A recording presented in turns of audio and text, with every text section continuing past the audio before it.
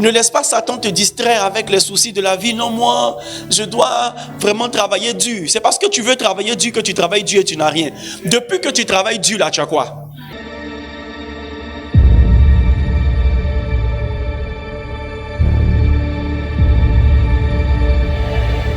Beaucoup de personnes ne servent pas Dieu parce qu'ils ont d'autres préoccupations. Mais la Bible dit cherchez premièrement le royaume et sa justice et toutes les choses vous seront données par-dessus. Alléluia. Un jour, Pierre a demandé à Jésus, pour nous qui tout abandonné, pour te servir, pour te suivre, qu'est-ce que nous allons avoir? Et Jésus a dit à Pierre, sinon, tu vas avoir 100 fois plus de tout ce que tu as abandonné. Dans le monde à venir, vous allez avoir la vie éternelle. Il y a forcément une récompense. Pendant que tu es en train de laisser l'œuvre de Dieu pour aller chercher l'argent, la meilleure manière de pouvoir avoir l'argent de Dieu qui donne l'argent, c'est le servir. La Bible dit en Luc 2, verset 52, Jésus grandissait en grâce devant Dieu et devant les hommes. Vous devez avoir la grâce de Dieu pour pouvoir avoir la grâce des hommes.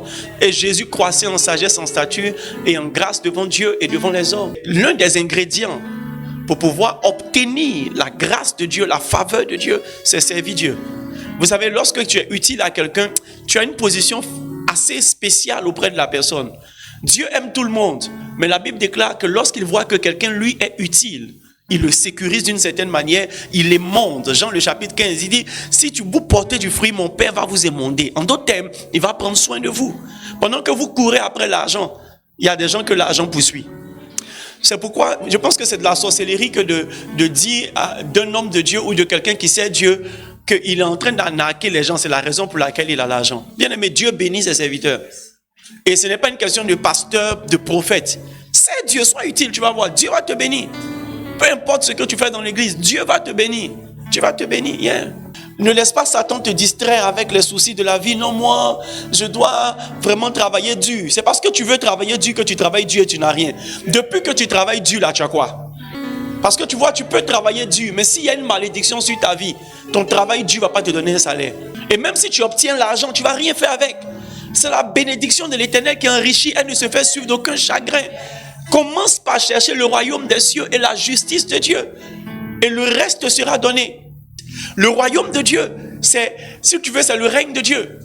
Et lorsque tu es sous le règne de Dieu, il y a ce que Dieu appelle juste. Un jour, Dieu donne une vision à Pierre. Et Pierre ne veut pas manger. Il envoie une nappe avec tous les animaux impurs. Et Pierre dit non, c'est impur, je ne mange pas. Et Dieu dit quelque chose à Pierre. Il dit, ce que j'ai déclaré pur, ne déclare pas impur. Ça veut dire que la justice de Dieu est différente de la justice des hommes. Et la Bible dit la colère, n'est-ce pas, des hommes n'accomplit pas la justice de Dieu. Donc, qu'est-ce qu'est la justice de Dieu?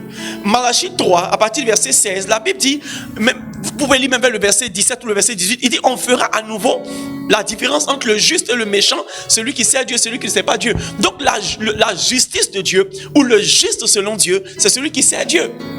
Donc lorsque la Bible te dit cherche le royaume des cieux et la justice de Dieu, ça dit cherche ta position où tu es juste devant Dieu.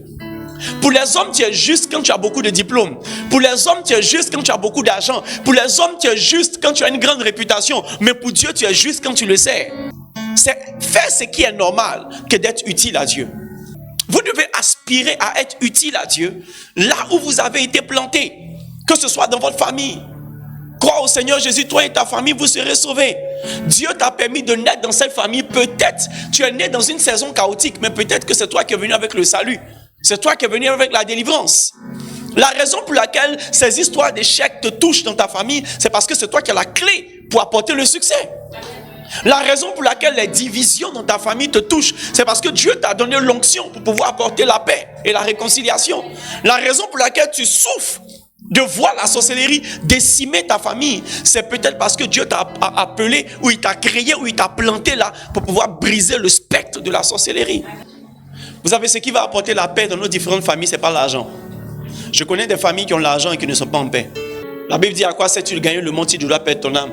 Beaucoup de familles ont livré l'un de leurs enfants pour pouvoir avoir l'argent. Et je vous assure, le diable est méchant. Il va permettre que l'enfant là grandisse, il devienne adulte dans la maison. Chaque matin, quand tu te réveilles pour le regarder, tu te souviens que c'est lui que tu as sacrifié. La conscience de l'homme peut pas être obscurcie longtemps.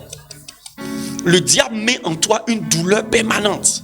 Yes. Tu ne peux pas avoir de paix quand tu as sacrifié un de tes enfants pour être riche. Même si tu as tout l'argent du monde. C'est pourquoi beaucoup de personnes deviennent alcooliques. Quand tu vois les jeunes broutés aujourd'hui qui ont fait Zamou, qui ont sacrifié des enfants des gens, ils sont obligés de devenir drogués. Ils sont obligés de voir leur Kadhafi pour pouvoir tenir. Yeah. Pourquoi? Parce que tu vois, ta conscience te fatigue.